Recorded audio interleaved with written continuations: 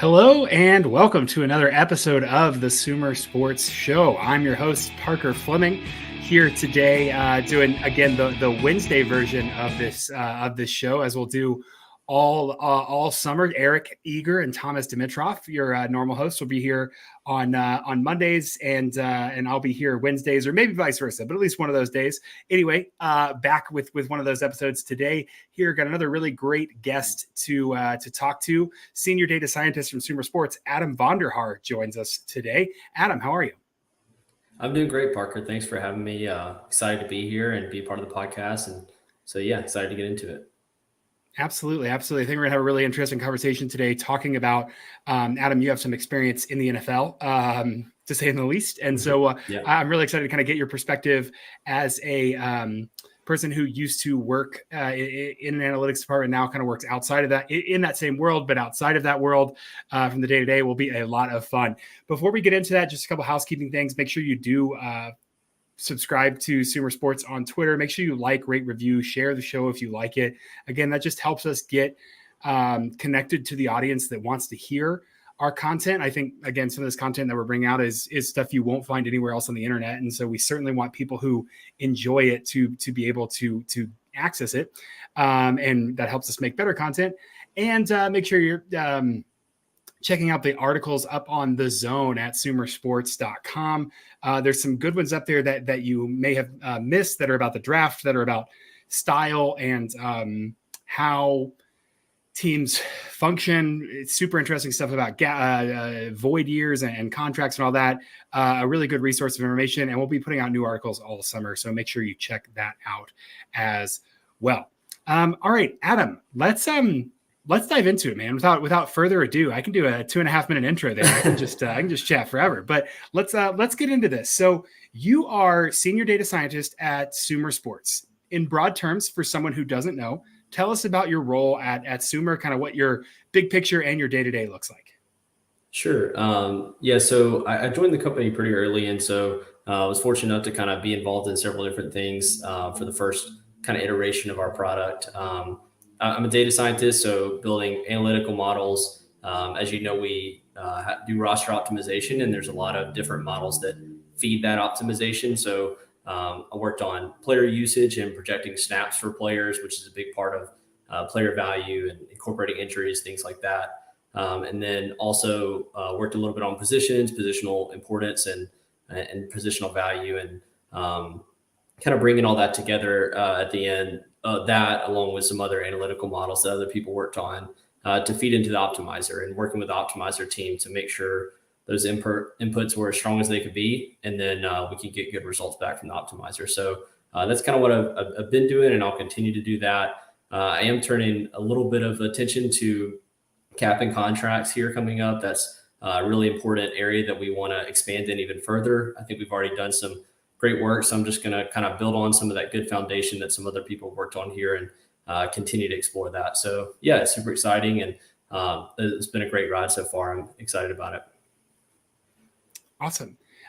We've already got a couple of questions there in the comments. I'm happy. We'll get to those here as the show goes on. So make sure you drop them in the comments, and we'll see them, because again, we have Adam here who has just a ton of knowledge, and will be really fun to pick his brain. So if you've got questions, make sure you throw them in there. Adam, how did you get involved kind of in sports analytics? What's your background? Were you a data science guy? How did you get kind of connected to the world of football? Yeah, it was a really roundabout path. I did not start in data science. I studied electrical engineering in college, and coming out of college, I worked an engineering job. There's a lot of data in engineering though, and I was doing large scale production and with a defense contractor, and then kind of was looking at lots of data and kind of realized that was my interest and where I wanted to go. So I ended up getting a master's in data science, and that was kind of how I got into data science in general. On the side though, that was around the time that DraftKings and FanDuel were really big. You saw the ads all over the place in 2014, 2015. And I'd always played redraft season fantasy with my friends and stuff, but really got into the daily fantasy thing with football. And that's how I kind of found football analytics. And there's a growing community on Twitter that was doing more public work. People like Josh Hermsmeyer were really big for me back in that time, that were doing public fantasy stuff. And just tried to learn as much as I can. And on the side of that. So, and from that is where I heard about the Big Data Bowl, and that's kind of was my path into football analytics. Was I submitted an entry for that and was selected as a finalist the very first year, and got to go out to the combine and meet teams and do all that. And when I met, they had a kind of a question and answer session after the Big Data Bowl where teams could come around and ask you questions about your project. And Tom Robinson, who was the director of football research at the Cowboys, came up and was asking me questions. And I would just, blurt it out. I think like, I live in Dallas, like I want to work for the Cowboys. And yeah, it kind of went from there. An opportunity came up and that opened the door for me to get in there. And so really roundabout path, but I'm so grateful to be here.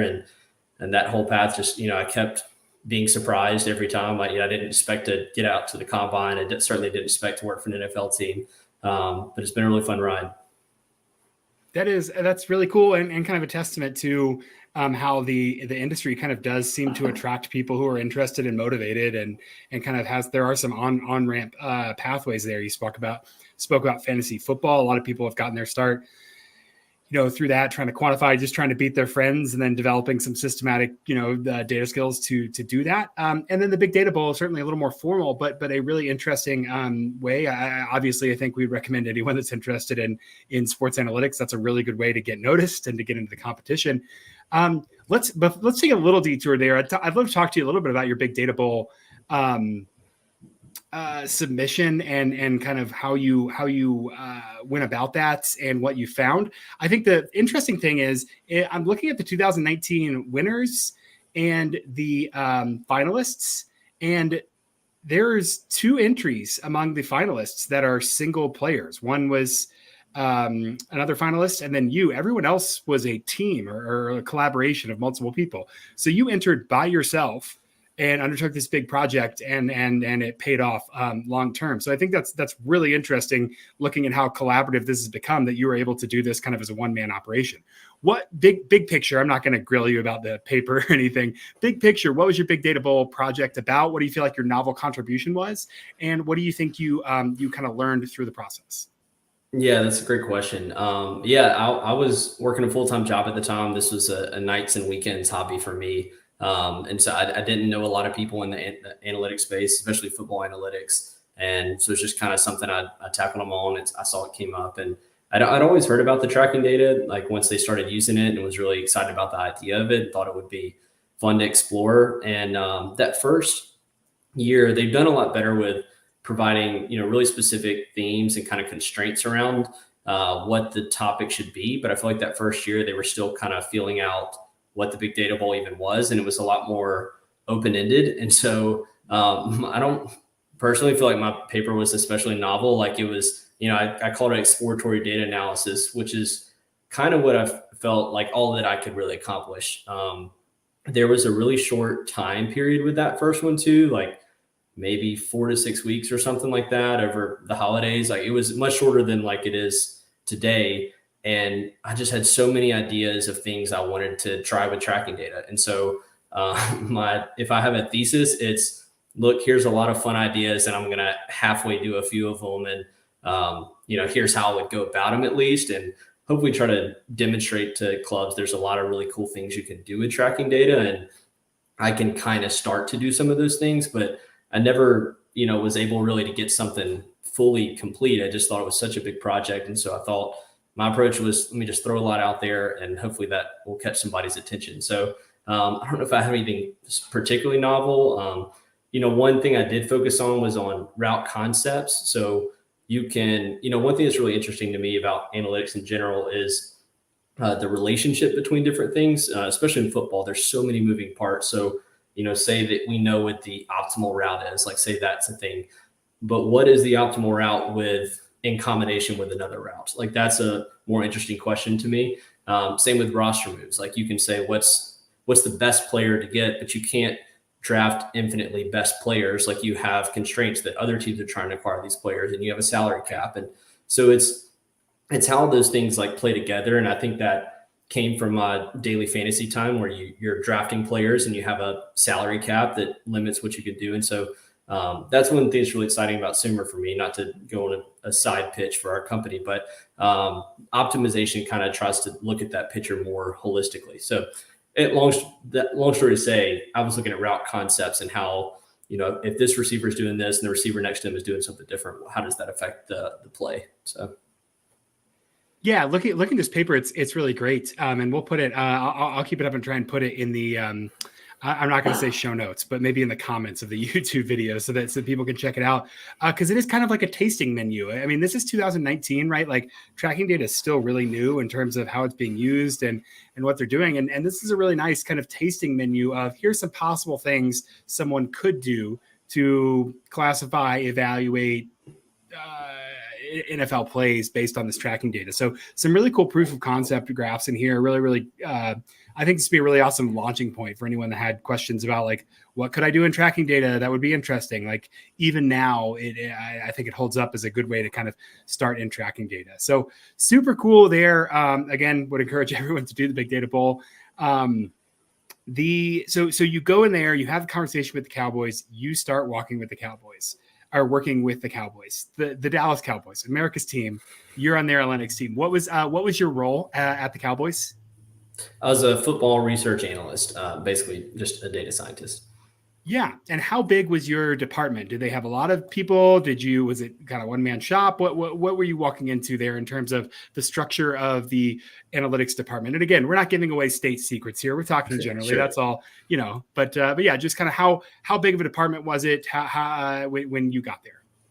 Yeah, so it was relatively small, probably as far as data science teams go, like in other industries. Probably average for NFL analytics teams at the time. We had Tom Robinson, who I mentioned, who was the director. And then along the same time I got there, Eric Simonelli was hired as a football research assistant, and he's now on the coaching side. He's done a great job over there. So the three of us, and then Alok Batani, who was formerly at ESPN. He's currently with Google. He kind of would consult with us as well. So he was a part of it as well. So kind of probably, from what I understand, about average size for an NFL analytics team. There's certainly some that are bigger, and especially now. But at the time, that was, I feel like, pretty standard, and having a few people. But small team in general compared to most other industries for data science, probably. Interesting. Okay, I'm going to ask you a question. It's going to sound like I'm a middle school boy. How cool was it to like be in the building with NFL players? Like, would you like run into Dak Prescott? Like, how did it work? Just like working on an NFL team. I think a lot of people think, oh, this is really cool, I'm going to be part of the team. How plugged in did you feel with kind of the actual players and coaches being part of the analytics department here? Yeah, no, it was super cool, just to be honest about it. And I'm sure, at some point you get used to the starstruckness a little bit, but I don't know if I ever fully did. I don't know if I ever totally got used to, standing behind Tyron Smith in line to get an omelet at the omelet station. Like that kind of stuff just stayed cool to me the whole time I was there. Interacting with the players and coaches. And everyone was just so nice. Like I definitely saw these people, you see Dak Prescott, he's Dak Prescott, but he talks to you like you're anybody else. And I feel like that, across the building, the Jones family is like that. I think being a family type organization, they have that mentality of everybody's family. And if you're here, your family. And I definitely felt that. And I was constantly, had that imposter syndrome of like, what am I even doing here? But yeah, it was super cool. And I'll never forget that first training camp, just walking around. The Cowboys go out to Oxnard, California, and we have kind of a contained little compound for our training camp, and just walking around and being starstruck. And yeah, it was really cool. Yeah, I can imagine. That's really awesome. And it is not that it wouldn't be the same with every NFL team, but it's the Cowboys, right? It's the big leagues. It feels really, really interesting. That's awesome. Okay. I want to talk kind of about like just kind of going through the calendar of working there and your roles and responsibilities and kind of what that looked like, how that evolved throughout the course of kind of these phases of the calendar year that happened for the NFL teams. Sure. Before we do that, could I ask broadly? So if someone said, what did you do while you worked for the Cowboys as a data scientist for a football team? What were some of the kinds of things you were doing? And then we'll go into the schedule and say, during this part of the year, I got a little more into this, it'd be a little more specific as we do that. Yeah, so very generally, we kind of worked across a lot of different departments within the organization. So we were working with coaches, the scouting department, front office executives, and the strength and conditioning team were probably the four main areas where we would try to lend a hand. And really, we're doing anything that would bring data or information in front of them that would give them an extra edge in their job. That's what we're looking to do. So that's a really general description, I know, but it encompassed a lot of different things. So some of that would be more data engineering. So ingesting third-party APIs and maintaining SQL databases that internally to support internal applications that we had, stuff like that. There would be lots of data visualization, which could be reports, dashboards, different things, just trying to get information in front of the stakeholders and allow them to do their job better. And then lastly, and more standard data science stuff. So analytical models, building things that are synthesizing data together, predictive analytics, and trying to get all that. One example would be like the fourth down model that everybody knows about, and things like that for coaches or for the scouting department to kind of fill in those gaps where we didn't have data. We were trying to create predictive models that are giving that data to them. So broadly, that's kind of across all those different things, and it would change as the year went along. So, yeah. And what percent of your time was split between a clear directive passed down from someone on one of those four teams saying, we need something for this, versus you saying, hey, I know about football. I think this is important. I can try to convince people that we should be thinking about something like this. Sure. Yeah, that's a great question. I would say 70-30 maybe. There was definitely a good bit of the time where you had direction, some of it's the posture I tried to have when I went in there, which is like, how can I not, here's all the ways I can help, but how can I coming to you and asking how can I help you best do your job and get the data that you need? And so I kind of took that approach. And so maybe it ended up that way because of that's how I did it. I felt like I had so much to learn and I just kind of was a sponge and tried to soak in as much as I could.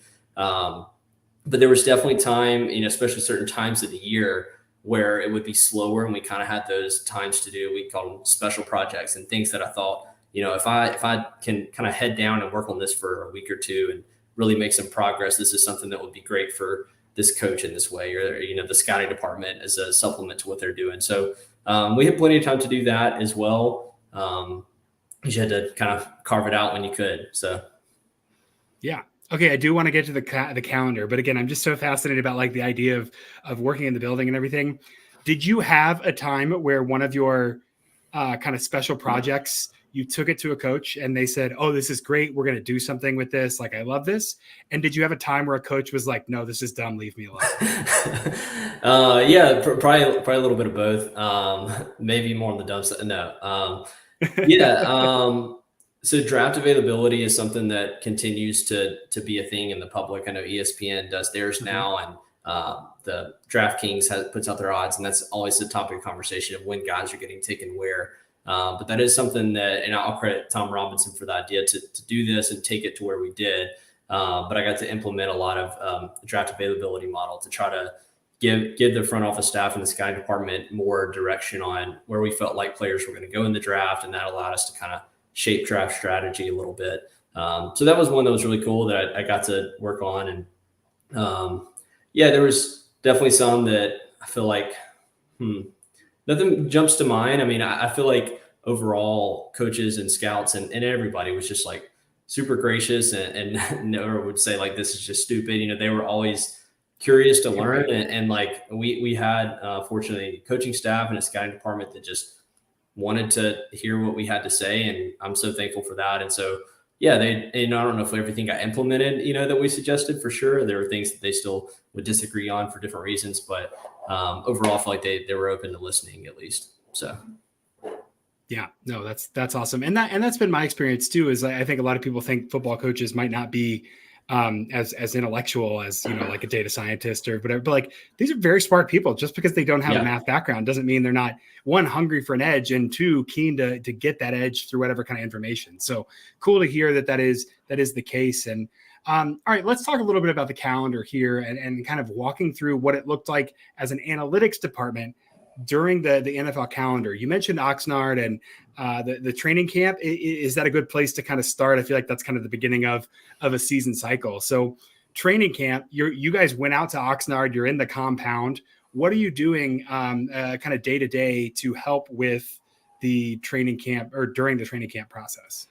Yeah, so training camp's a great place to start. That's actually, I was hired a few weeks before training camp. So that's kind of was my first taste of everything. A lot of that from the scouting. So that's one of the few times a year we're really kind of in between scouting and coaching pretty evenly. So with scouting is very focused on the roster as a whole. You come into training camp with 90-man rosters, and eventually you're going to have to cut down to 53. And so that's a big part of it, is just evaluating the talent that's there. We're trying to give them as much information as we can to supplement that process.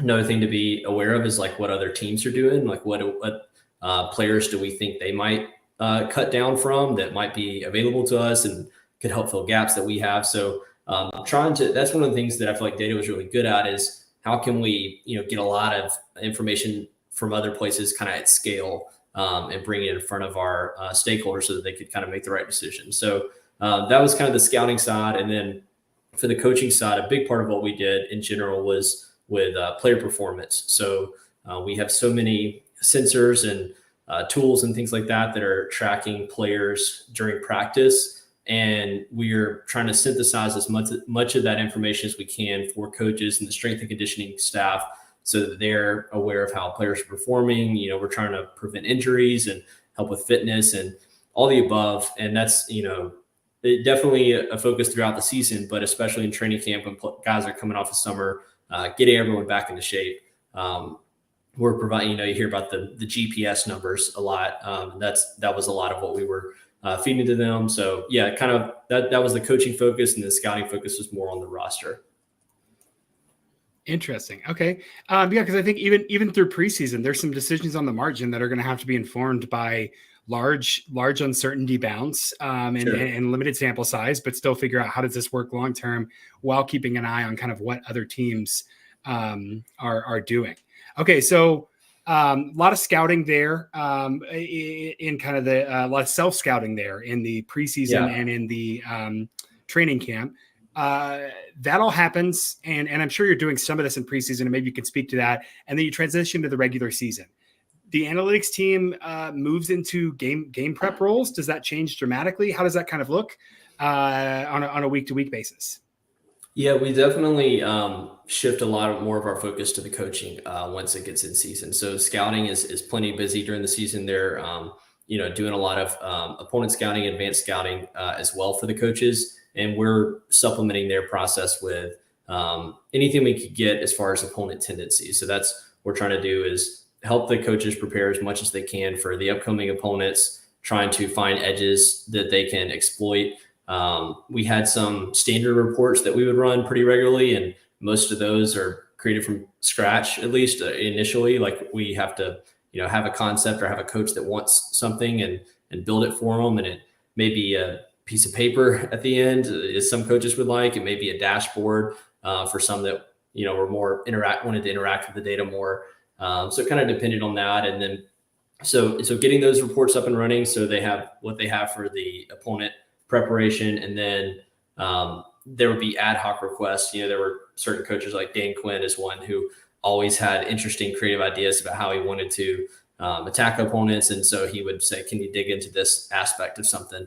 So there'd be stuff like that we would work on as well. And then along with what I was talking about with player performance. So we have, practice every week leading up to the games. And so we want to manage player workload during the week and in view of the larger season. You don't want to ramp players too much up, ramp players up in practice too quickly in the beginning of the season. And you're more likely to get injured that way. And so just, are we, based on the time of year, loading players correctly, and based on the day of the week, loading players correctly, so that we can, have optimal performance from them on Sunday. So yeah, that was the goal. So just trying to help out as much as we can with all that, but it was largely, coaching and strength and conditioning focused in season. Yeah, yeah, absolutely. And the tools on that are amazing. Like the way they've gotten so good and the ability to kind of figure out, hey, this player's breathing is off today. He's probably a little gassed. Let's pull back. Like that's really interesting to be able to manage that. So there's some workload management. There's some scouting, some targeting. Does that change at all throughout the course of the season as expectations for, I'm thinking about, is there a point where it's like, oh, we're going to go to the postseason. We need to start gearing up for a postseason run. What does that look like? Again, I know the teams are thinking about that from the standpoint of like the coaching staff. How did the analytics department kind of factor into potentially gearing up for a stretch run? Or I don't think this was the case while you're at the Cowboys, but maybe realizing that that's not in the cards and you're going to get to be able to start on your draft prep a little early.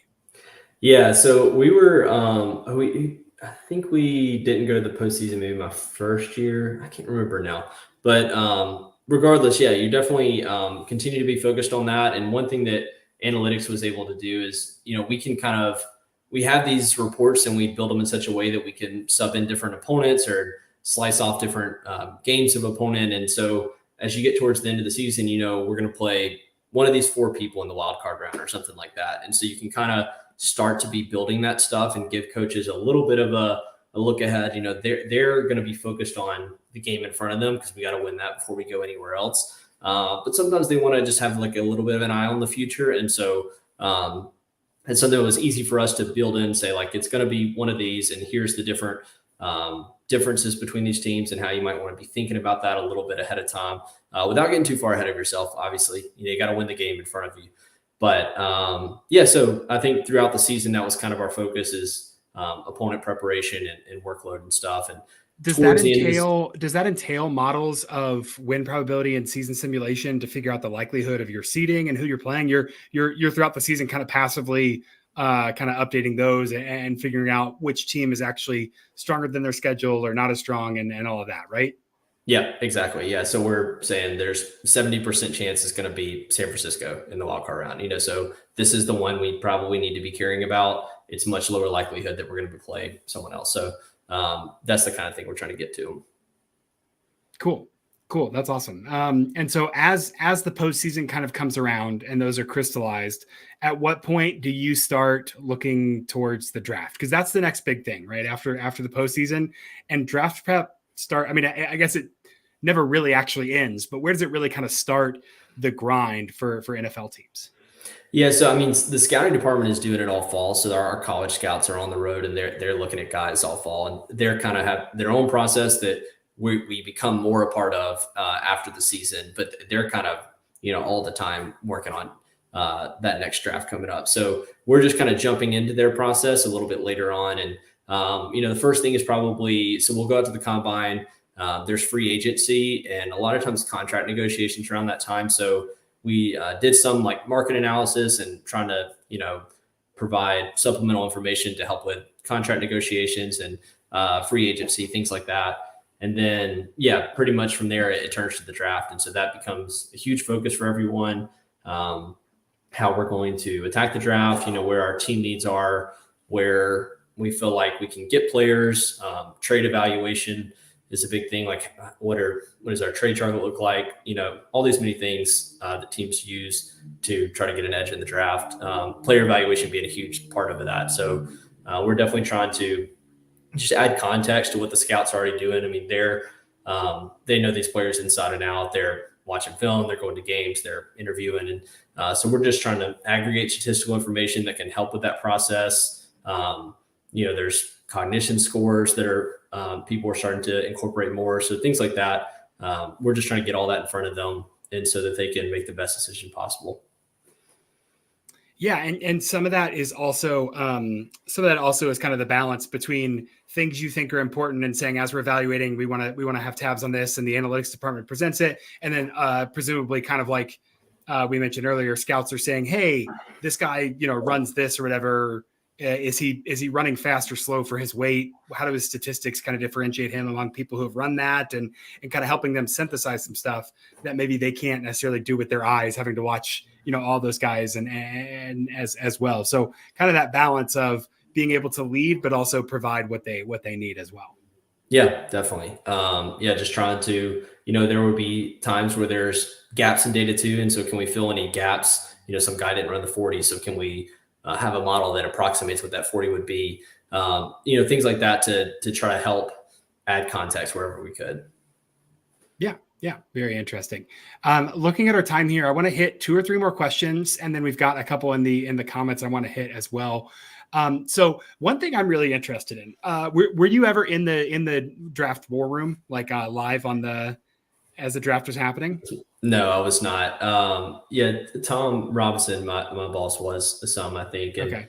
We also, COVID kind of hit during my time there. And so that changed Right. things a little bit as well. But no, I was never in the war room making the calls or anything.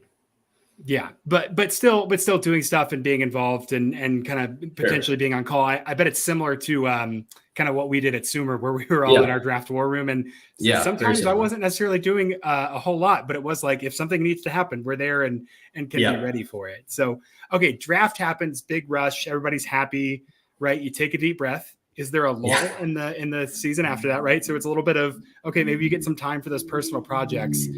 Training camp doesn't start for a couple of weeks. This to me feels like the slow season. What is an analytics department doing? Breathing, resting. That's obviously important to avoid burnout and retain your sanity. What are you kind of doing as an analytics department in this off season to keep your head above water? Yeah. So it probably doesn't quite, it definitely slows down. It doesn't quite hit its lull until probably mid-June. So, right after the draft, we start having rookie mini camp. You have OTAs, which is organized team activities, basically like spring training, essentially. And so for a lot of the players, especially, players you just drafted or undrafted free agents you just signed, like it's your first time to see them on the field working out, like with the team, everybody's there. And so I think we're still doing a lot with, the player performance side of the things, trying to keep guys in shape, keep guys healthy, trying to supplement that process. And the scouting department is definitely starting to look at what does our roster look like. So you're doing some self-scouting of, all right, we've got everybody here now, and do we like it? And what do we not like? And what changes do we need to make? So there's still some going on there. And that happens till about mid-June is when all that kind of wraps up. And then you have the month or so until training camp starts. So that's your kind of, if you're going to squeeze in vacation, that's the time to do it. But regardless, it is slower kind of after the draft, all the way up until training camp. And so we definitely would take some time to focus on special projects. For me, that was anything that was an application of the tracking data. That was one of the reasons that I think the Cowboys had an interest in me, was because I worked with the Big Data Bowl, and the tracking data, especially at that time, was so new.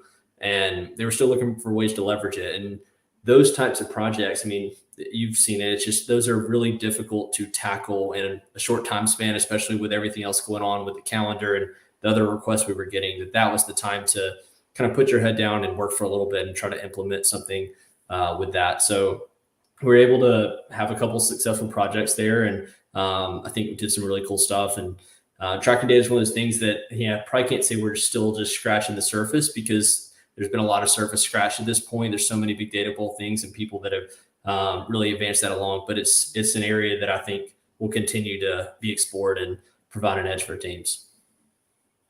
Yeah, absolutely. Again, so fruitful, and who knows what the next innovation is going to be. You watch like the Amazon Thursday night broadcast and think there's a lot of potential here for live stuff and could do all that. Okay, Adam, I've got 2 more questions for you. I see a couple in the comments. I want to hit those to make sure we get those for those people. And then let's, we'll finish on my last 2, which are a little more general and of the pontificatory nature, if you will. I'll give you an opportunity to talk about the state of things in terms of analytics. So we've got one that asks, do NFL teams trade data and research like they do in the MLB? So I'm going to frame that a little bit differently, because I'm not 100% sure what the MLB does, but were you working with or talking to any other departments? Is it all kind of very guarded? Is there any give and take between industry professionals in the NFL analytics world? Yeah, I think there definitely is. So, I mean, there's not a lot of people, period, that are doing NFL analytics with teams. So it's kind of a small fraternity. And you definitely bond with those people when we see them at different things. Like we would go to the combine. We have TAC, which I can't remember what that, like technology and something that's like a, part for NFL teams, like all their tech people go out to it and talk. And that's a conference there. And then Sloan we'd go to. And so anything like that, you're trying to definitely meet those guys and hang out and guys and gals. And I was definitely always open to learning from people and everybody's, guarded to some extent. You don't want to give away all the trade secrets, but I think overall people were very open to trying to help each other and offer ideas and things like that. So I had good relationships with several people from other departments, and that was a great part of it for me. Cool. But nothing like, high school coaches will trade tape, right? You're not trading proverbial tape with other data analytics departments in the NFL. Yeah, I don't know if we were like, sending models over to them, like fully written out, like sharing GitHub repositories or anything like that. Just, talking ideas and things like that. And that's probably more general. Right. Interesting. All right. Another one here. How much of the focus on opponent preparation comes from the coaches and how much on the analytics department? Do you get to pick your focus for that week? Yeah, that's a great question. Probably. And again, I think they were probably open to whatever we wanted to bring to them. There were certainly times where, from what I was looking at with like the analytics, there were something I was like, hey, this might be something we could focus on or leverage. And I would bring that up. For me, again, maybe it's just how I went about things. Like I was always like, what do you see that I can, what questions do you have that I can try to help answer? What questions about this team or what tendencies are you seeing on film that we want to, run to ground and see, is there data behind what you think you're seeing and kind of confirm that or make you call it into question a little bit. Like maybe that's not as true as it seems. But whatever we could do to supplement that. So I was very open to what the coaches wanted from me, but I think they were also open to, there would be times where I saw something and thought, hey, this is something we should probably focus on. Here's a tendency that's popping up in the data that I don't think we're looking at yet. So I don't know, probably definitely more on what the coaches wanted, but they would very open to what we could find as well. Okay. Interesting. So there is some opportunity to kind of lead in the data sense there, along with the standard reports and kind of what coaches want to know. Sure. Cool. Great question. Thanks for tossing it in there. And then one last one I think we've got here. Well, and this leads into a question. So I'll ask this and then ask you my question and let you answer both of them. Dan asks, what kind of programs and packages did you use while you were working with the Cowboys? Are they different from the open source stuff like NFL FastR? And then generally, I'll ask you if someone's wanting to get started, what can they learn? What can they do that they could kind of get them a leg up on the competition to be involved with an NFL team in a data sense? Yeah. So we use a lot of R, which is kind of like my main language, a little bit of Python and a lot of SQL. So a lot of our databases are in SQL. NFL FastR, we definitely would leverage if there was something that we didn't have access to for some reason that, was really pretty much everything we probably had access to that was in there. But sometimes that data was presented really well and easy to get. So, and I came from, not from a team. And so I'd used NFL Scraper as it was before it was NFL FastR. And so I just had familiarity with that and kind of would lean on that when I could. Teams have a lot of data that's not necessarily available to public. And so there's, kind of had more than NFL FastR, and that's what we're using more as our internal league databases and some third-party sources like Pro Football Focus, has a lot of data, obviously. And so anything like that we were leveraging. But yeah, a lot of R and SQL. But yeah, NFL FastR is great. And if you're trying to get started, that's how I got started, was playing around with that. I think the number one thing I would say to anyone that's interested in going into football analytics is just to build something and put it out there. I think you're someone that knows this better than anyone, Mr. PhD, but there's something to be said for formal education and like, getting a data science degree or a stats degree or something like that, or reading a book, when I first wanted to learn to code, I, started reading Automate the Boring Stuff with Python and, trying those little toy examples. And that's great. But it wasn't until that I wanted to build like a DraftKings, lineup builder for myself that I really learned to code, because I now had an application that I was excited about, and that kind of pushed me to code. So I'd say just start building something. And then the second piece of that is just getting it out there. And that's something that's, probably a little harder for me. I'm not the most public person. And I remember the night of my big data bowl submission, the deadline was up and I did not feel good about my submission. And I felt like it was unfinished and kind of, unfocused and everything. And I almost didn't submit it. And my wife pushed me and she said, "You've worked really hard on this. Like, just put it out there and see what happens." And I could pretty much owe my entire football analytics career to that moment. So, I think it can be scary sometimes to put your work out there, but, a common thing I was seeing with it, pretty much anyone that's been hired by a team or a company like ours, is that they did good work and they just put it out for people to find it. And when you do that, that's the best way to get your name out there and get the attention of someone on a team or someone in a company like ours. So just encourage everyone to do that. Yeah, absolutely. And if you post it and you make a mistake and it's stupid, great, you learn something, right? Like, I mean, the people that are going to matter are not going to care enough to, they're going to care enough to point something out and say, interesting, this is a different approach. I would do something different, and help you out. Yeah. So certainly we here at the Sumer Sports Podcast and at Sumer Sports in general are fans of keep posting, because I think that's a great way to get some instant feedback. And that's really interesting. All right, Adam, I've got one last question for you here on this podcast. It's going to be general. It's going to be open-ended. You have worked for the team for a couple of seasons. You've kind of seen how the sausage is made in terms of using analytics. What would you say is a way or a couple of ways that data analytics generally could be better used in the sport of football? That's a good question. A short, maybe easier answer is the tracking data. I've kind of talked about that a little bit. I think that there's still a wealth of information in that, and it takes a lot of work to get good insights out of it. And I think people are already doing a lot of great work there. And so I think that'll continue to be a space where we learn a lot more about the game of football through that wealth of information. The other thing is, and not to turn this again into like a sales pitch for Sumer, but it's one thing to kind of, you have like descriptive statistics, and then you have predictive analytics, and then kind of up that next step is optimization. And to do optimization well, you kind of need to integrate lots of different predictive models together. It's kind of looking at things more holistically. I kind of touched on this before. And that's something that's really hard to do on the team side, or at least that I found with a smaller team. And when you're have so many other requests and things that you're balancing, that takes a lot of, manpower and effort and time and focus to get really right.